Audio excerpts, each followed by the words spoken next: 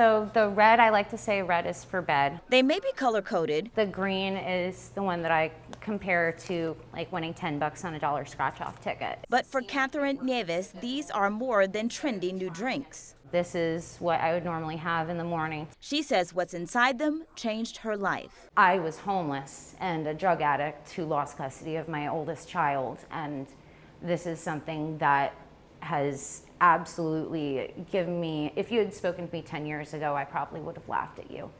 If you had told me that this is what my life would be now. I prefer pomegranate. Catherine owns a store and prepares drinks made with kratom, a coffee-like herb.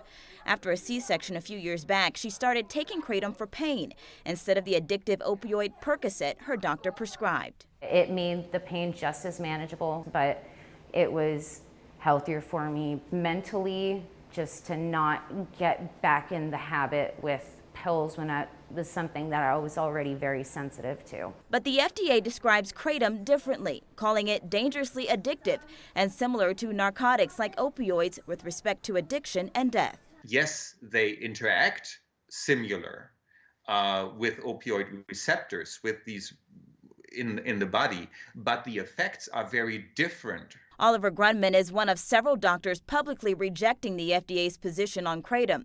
He says it doesn't impact breathing the way opioids do, so that lessens the chance of an overdose.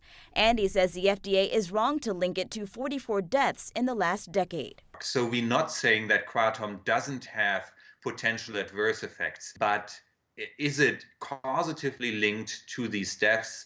We don't think so. Grunman believes it should be regulated by the FDA, but not as a narcotic. What is at the heart of all of this is we want consumers to be protected, and we want them to have quality products. I have children. I have a great life that I've made for myself. It's just entirely too much to possibly jeopardize. Catherine wants people who are in her situation to see a safer way out. It seems like a bottomless hole addiction, but there's so much hope, and kratom gives people hope. For The Now, I'm Kamasi Aaron.